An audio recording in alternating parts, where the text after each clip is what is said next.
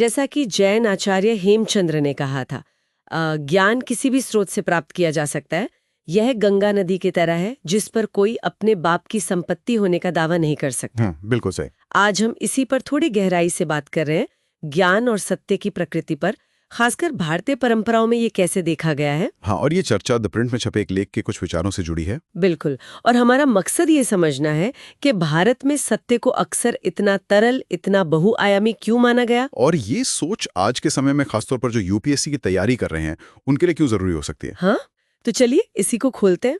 मुझे याद आता है E.M. फॉस्टर की किताब अ पैसेज टू इंडिया। अच्छा। उन्होंने एक बाहरी व्यक्ति के नजरिए से लिखा था ना कि भारत में चीजें पकड़ में नहीं आती। आप सवाल पूछें तो वो या तो गायब हो जाती हैं या फिर किसी और चीज में घुल मिल जाती हैं। हाँ, मतलब एक निश्चित जवाब नहीं मिलता। वो गुफा वाली घटना को लेकर खुद फॉस्टर भी तो कंफ्यूज थे ना। हाँ, बिल्कुल।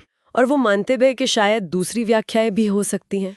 तो ये बाहरी नजरिया भारत की इसी खूबी को पकड़ता है, जहां चीजें अकेली या साफ साफ नहीं होती। अब देखते हैं भारतीय चिंतन इसे कैसे देखता है। हाँ, ये दिलचस्प है। देखिए, यहाँ जो खास बात है वो ये कि भारतीय चिंतन में अक्सर कोई एक ओरिजिनल टेक्स्ट या मूल पाठ जैसी चीज पर बहुत ज्यादा जोर नहीं रहा है। मतलब कहानी का सबसे पहला, सबसे सही वर्जन क्या है, इस पर शायद उतना फोकस नहीं था। अच्छा। हाँ, और ना ही कोई एक अल्टीमेट रियलिटी या परम वास्तविकता स्थापित करने की जिद। यहाँ तो विरोधाभासों को भी साथ रखने के लिए वास्तविकता की परिभाषा थोड़ी लचीली हो सकती है। मतलब कॉन्ट्रडिक्शन साथ साथ चल सकते हैं। बिल्कुल।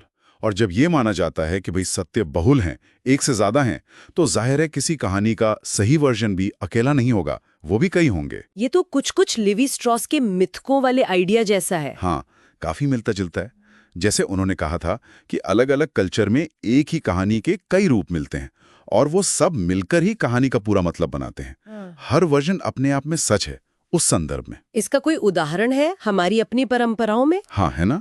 जैसे संस्कृत कथावाचक की परंपरा को देखिए। अच्छा।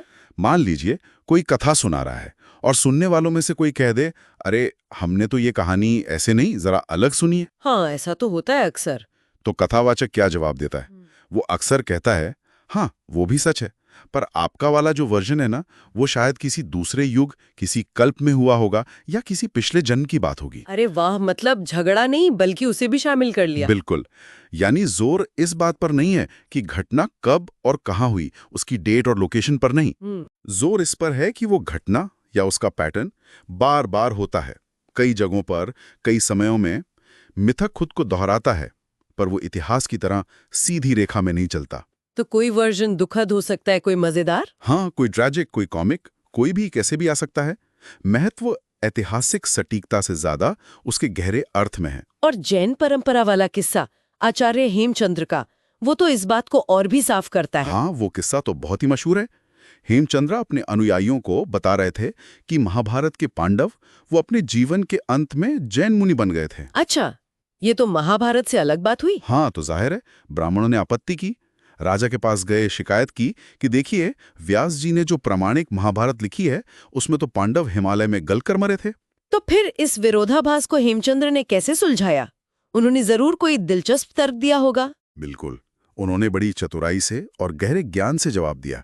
उन्होंने कहा, देखिए हमारे शास्त्रों में हमारे आचार्यों ने ऐसा कहा है कि पांडव जैन बने, और ये भी सच है कि महाभारत में उनके हिमालय जाने और देह त्यागने का वर्णन है। दोनों बातें मान ली। हाँ, और फिर कहा, कौन जाने, हो सकता है हमारे शास्त्रों वाले पांडव वो न हो जिनका जिक्र व्यास ने किया है, या शायद अलग अलग लेखकों ने अलग अलग ग्रंथों में लिखा हो। कमाल है। और फिर अपनी बात को वजन देने के लिए उन्होंने महाभारत का ही एक प्रसंग सुना दिया, भीष्म के दाह संस्कार का। अच्छा, वो कौन सा? जहां एक आकाशवाणी होती है कि इस जगह पर पहले ही सैकड़ों भीष्म, हजारों पांडव और लाखों द्रोणाचार्य जलाए जा चुके हैं। ओहो, मतलब ये पात्र और घटनाएं बार बार होती हैं। हाँ, यही एक साइकिल है। और फिर अंत में उन्होंने वही बात कही जो आपने शुरू में कही थी, ज्ञान गंगा की तरह है, ये किसी की बपौती नहीं। ये तो वाकई ज्ञान को लेकर कितनी उदारता और समावेश दिखाता है। बिल्कुल। हेमचंद्र ने सिर्फ ब्राह्मणों की आपत्ति का जवाब उन्हीं के ग्रंथ से नहीं दिया, बल्कि ज्ञान पर किसी एक के अधिकार को चुनौती दी। उन्होंने दूसरे धर्म की कहानी को भी सम्मान दिया, उसे अपने सिस्टम में जगह दी। ये उस बड़ी भारतीय सोच से जुड़ता है ना, जैसे इंद्र और चींटियों वाली कहानी। हाँ, या बुद्ध और सरसों के बीज वाली कहानी, जहां व्यक्ति के छोटे से नजरिए को ब्रह्मांड की विशालता या जन्म मृत्यु के अनंत चक्र के सामने रखकर विनम्र बनाया जाता है। संदेश वही है, सत्य और ज्ञान किसी एक स्रोत तक सीमित नहीं। तो अब आते हैं आज के संदर्भ पर, खासकर यूपीएससी एस्पिरेंट्स के लिए। इसका क्या मतलब है? देखिए, ये नजरिया तब बहुत काम आता है जब इतिहास, समाज या राजनीति पर अलग-अलग, यहां तक कि विरोधी विचार सामने आते हैं। हाँ, अक्सर होता है ऐसा। तो एक सही जवाब रटने के बजाय ये समझना जरूरी हो जाता है कि अलग-अलग पक्ष क्यों हैं, उनके तर्क क्या हैं, उनका आधार क्या है। जैसे निबंध के पेपर में या जीएस के उत्तरों में, जहां बैलेंस्ड व्यू देना होता है। बिल्कुल। जहां किसी मुद्दे के कई पहलू दिखाने होते हैं, ये बहुलतावादी नजरिया आपको एक तरफा होने से बचाता है। आपके विश्लेषण में गहराई आती है।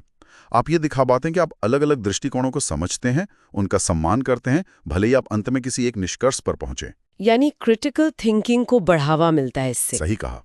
सिर्फ जानकारी रटना नहीं, बल्कि उसे समझना, उसके अलग-अलग आयामों को देखना। तो संक्षेप में कहें तो भारतीय चिंतन में सत्य की ये तरलता, ये एक ही चीज के कई सच संस्करणों का साथ साथ होना एक बहुत ही महत्वपूर्ण और काम की चीज है। हाँ, ये हमें चीजों को ज्यादा समग्रता से, ज्यादा खुलेपन से देखने में मदद करती है। और जाते जाते हमारे सुनने वालों के लिए एक सवाल छोड़ जाते हैं। हाँ, जरूर।